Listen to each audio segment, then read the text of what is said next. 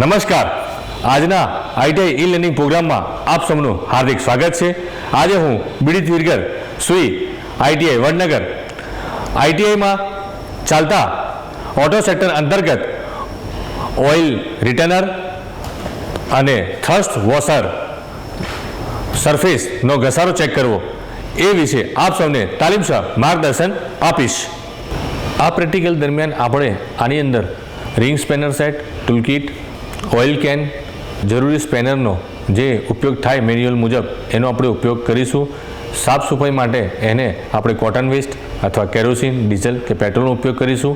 જે જરૂરિયાત મુજબનો સાધન સામગ્રી લાવીએ તે પૂરતા પ્રમાણમાં લાવીએ અને જ્યારે આને ખોલવાની તૈયારી થાય ત્યારે એને સાચવીને ખોલીએ અને વ્યવસ્થિત એ યોગ્ય જગ્યાએ ગોઠવીએ।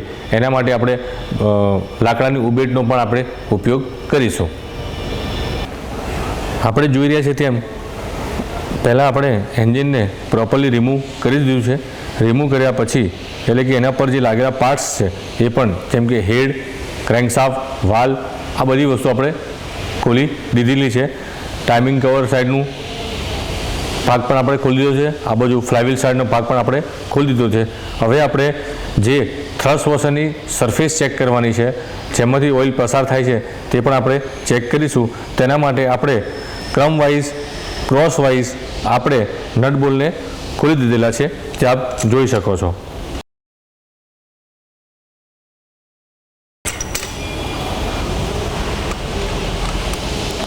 મેઇન જનરલ બેરિંગ છે એને પણ આપણે ખોલી દીધી છે।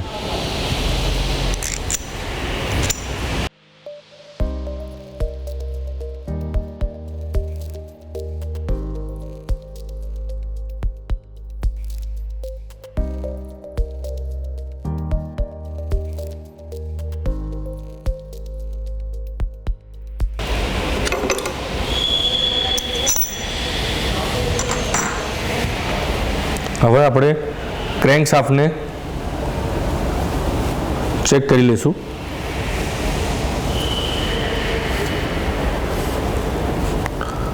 હવે આપણે તમે જોઈ શકો છો તેમ થ્રસ્ટ વોશર અહીં લાગેલા છે। થ્રસ્ટ વોશરનું કામ શું? ક્રેન્કશાફ્ટની જે એલિમેન્ટ હોય એ ખસી ના જાય એને પકડી રાખવાનું કામ। બીજું કે એની એન્ડ પ્લે પણ એડજસ્ટેબલ વ્યવસ્થિત ફિટ થઈ શકે અને ફિટ રહી શકે એટલા માટે ક્રેન્કશાફ્ટની અંદર થ્રસ્ટ વોશર મૂકવામાં આવે છે।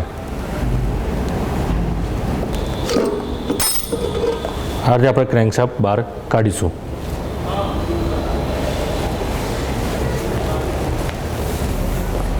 ક્રેન્કશાફ્ટ બહાર કાઢ્યા પછી આપણે જોઈશું કે આ થ્રસ્ટ વોશર છે।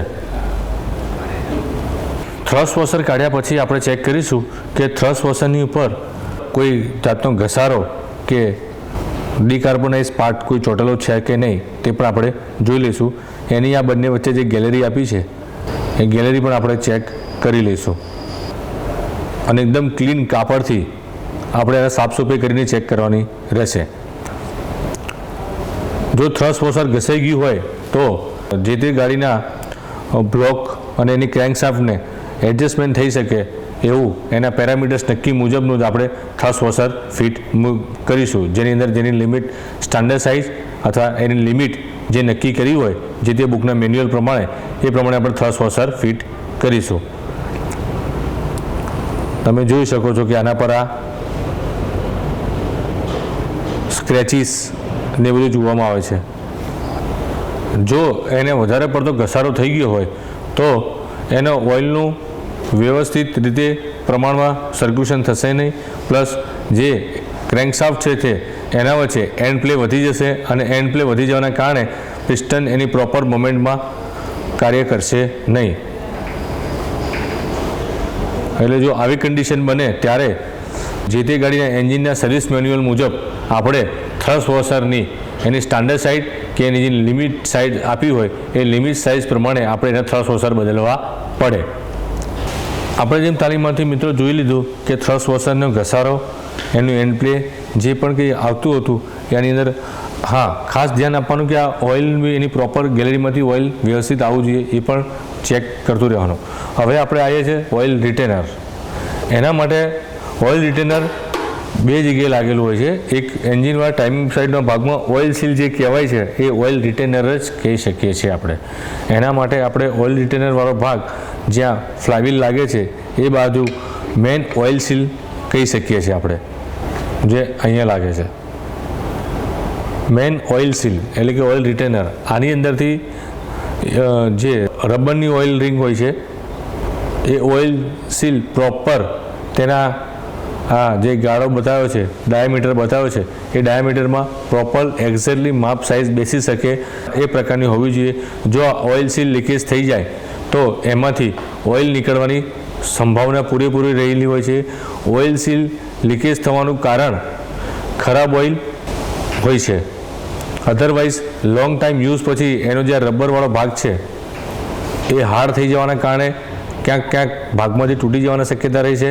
તેમજ અંદરની રહેલી સ્પ્રિંગ એટલે બેરિંગ ટાઈપની સ્પ્રિંગ છે એ પણ લૂઝ થઈ ગઈ હોય તો પ્રોપર ફિટિંગ ના રહેતું હોય ત્યારે લીકેજ થવાની શક્યતા રહે છે. આ થઈ main oil seal. Main oil seal ખાસ કરીને લીકેજ થવાની શક્યતા ત્યારે જ રહે છે કે ઓઇલ તમે રેગ્યુલર સમયે બદલાયું ના હોય ત્યારે, અથવા ઘણા સમયથી ગાડી પડી રહેલી હોય ત્યારે પણ પડે બી ઓઇલ સીલ ખરાબ થવાની શક્યતા રહે છે. ઓઇલ સીલ એ હાર્ડ પ્લાસ્ટિક રબરમાંથી બનાવેલી હોય છે. તેને આ રીતે ફિટ કરવામાં આવે છે. જે ઓઇલ રિટેનર એટલે કે મેન ઓઇલ સીલ જે છે તેને આપણે એના સર્વિસ મેન્યુઅલ મુજબ ચેક કરીને અને જે એની સાઇઝ નક્કી કરી હોય એ સાઇઝ નક્કી કરીને એને વ્યવસ્થિત રીતે આપણે યોગ્ય રીતે પ્લાસ્ટિક હેમરની મદદથી આપણે એને ધીરે ધીરે ટેમ્પરિંગ કરીને આપણે એને બેસાડીશું. પ્રોપર સિલિન્ડર મારવી પડે તો સિલિન્ડર મારીને, અથવા સિલિન્ડરની જરૂર બને ત્યાં સુધી સિલિન્ડર મારવાનો ઓછો પ્રયાસ કરજો. નોર્મલ ખાલી આજુબાજુ સાઈડમાં ગ્રીસ લગાવીને પુશઅપ કરીને ઓઇલ સીલને બેસાડી દેજો. પણ બેસાડતા ધ્યાન રાખજો કે તમારે પ્લાસ્ટિક હેમરનો ફટકો કોઈ ઓઇલ સીલના ભાગને વધારે પડતો ડેમેજ ન કરી દે, કેમ કે એ આખી આની રબરની ઉરિંગ ટાઈપ જ આવશે. તે ધ્યાન ખાસ રાખવું. તો મિત્રો, આજે આપણે ઓઇલ રિટેનર અને થ્રસ્ટ સરફેસનો ઘસારો ચેક કરવો વિશે શીખ્યા. આશા રાખું છું કે આપ સૌને સંપૂર્ણ માહિતી મળી હશે. આભાર.